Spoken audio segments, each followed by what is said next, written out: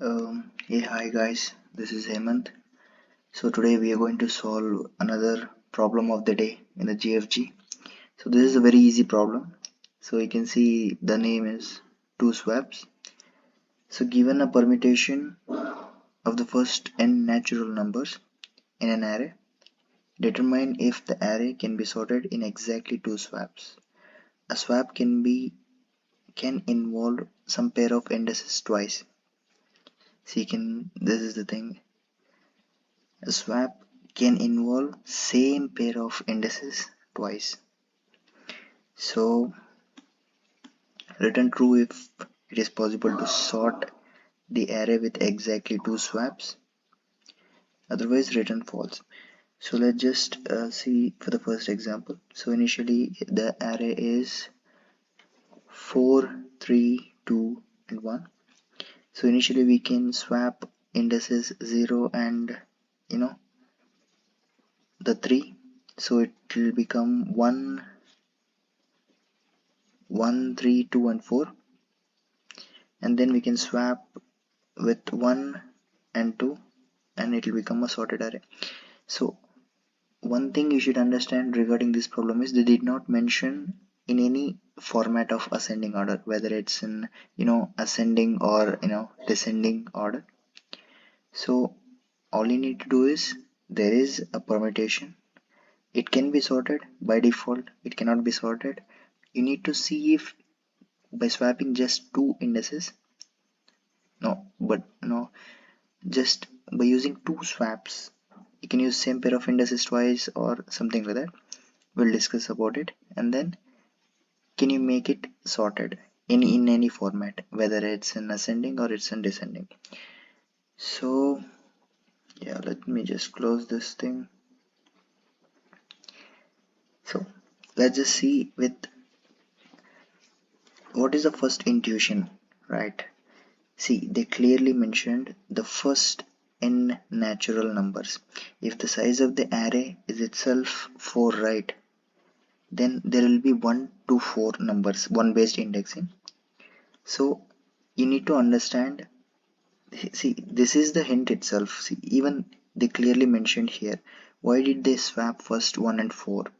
You need to understand. So with this one example only you can understand very easily to solve this problem. That's why it's categorized as easy. I mean, like, small trick you need to see itself. When can you actually swap is the key here. So you see 4 and 1, why are they getting swapped? Because 1 should be in this position exactly and 4 it should be in this particular position. And how is that? You see, it's a zero based indexing, whereas it's, let me just show you, 0, 1, 2, 3, and the elements were 4, 3, 2 and 1. You see, at 0th index you need to see 4, the element is 4, and the third index it is 1. Now if I just say that whenever I come at 0 index, right, I see it should be actually 1. If it is actually 1, that means I don't have to swap this particular thing because it's sorted by default. If not by chance, if it is not 1, so what I do is I can easily get at this index. You see, 4 minus 1 is 3. At 3 index, I'll see if by adding 0 plus 1, which is 1. See, again I'm telling you, just don't confuse it. It's very easy thing. All you have to do is see if there was an array like 1, 2, 3 and 4, what can you make up with this particular thing? You can make up, like, at the 0th index 1 is residing, which is okay. At 1 2 is residing, it's okay, because index plus 1, index plus 1, index plus 1. So at 0th index 4 is there, which is not okay. So we need to see if what actually 4 minus 1th index is residing. If it's exactly residing the 0 plus 1th element, then we can easily swap these both guys.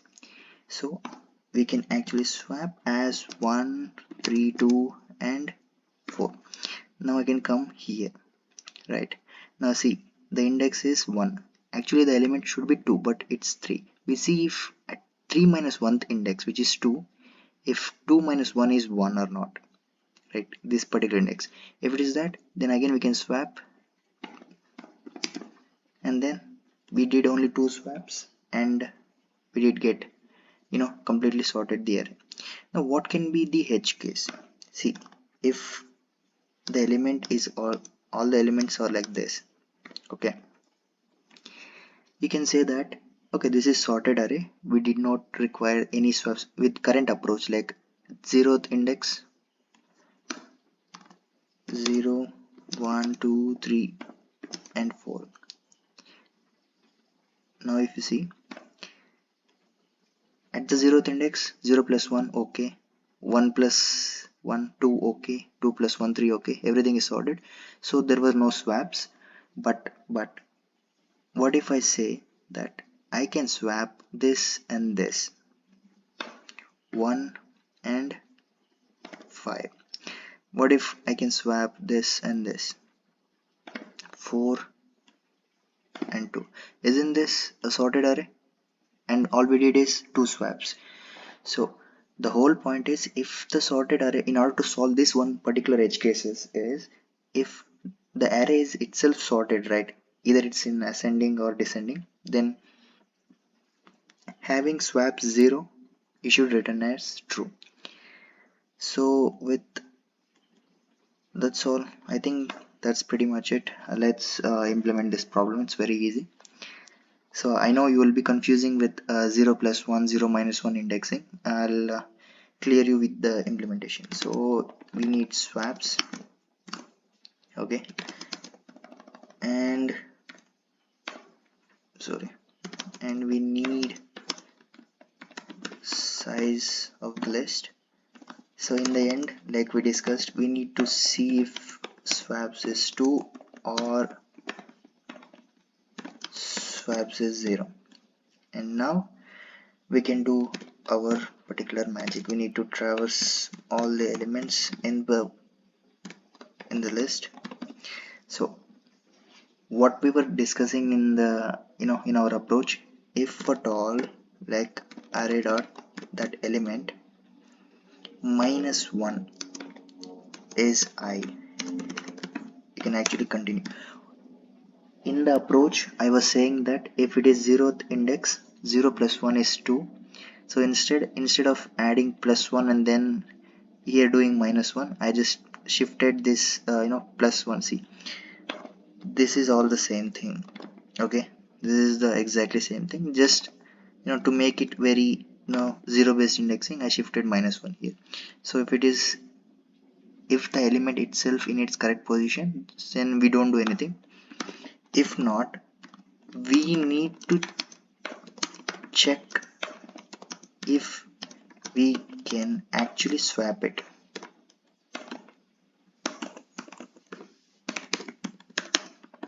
Swap it or not. What do you mean by swap it or not? Like I said, the 4th element, if it's not in its original place, we need to see if by swapping here this element will go to this particular position. So how we do that? We need to get the index. We already know current index element is not matching, like 0th index 1 is not matching, it has 4. We need to get this element index.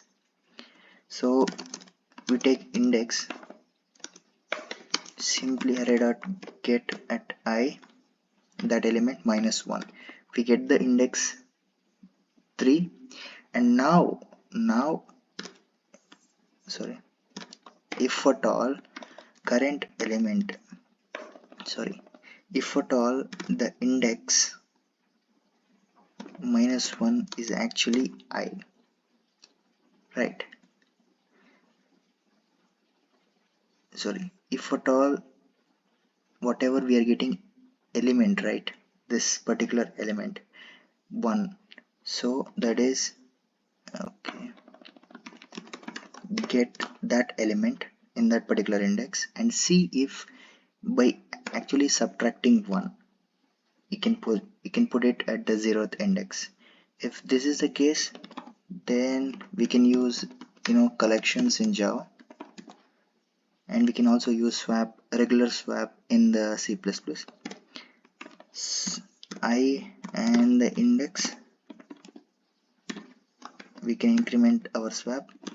If they are not in exact position, we just return false. Why return false? Because if they are not in the exact position, then we need more than 2 swaps to make it sorted, so it's a waste of time computing it, so we directly return it as false. So that's all pretty much it. We'll see if it works. Okay, we'll submit and see if every test case works or not.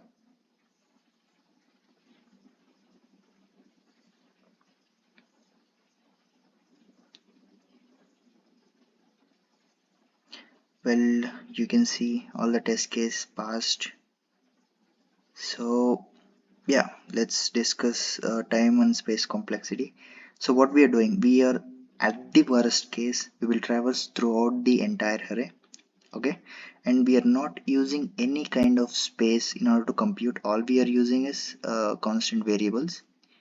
And also you can see the expected time complexity is O of n. At the worst case, if let's just say it's sorted, so I need to go on, reach the end of the array. And the auxiliary space is O of 1, which clearly, so we passed all the criteria, and I hope you liked the implementation explanation. Yep, see you guys in the next video.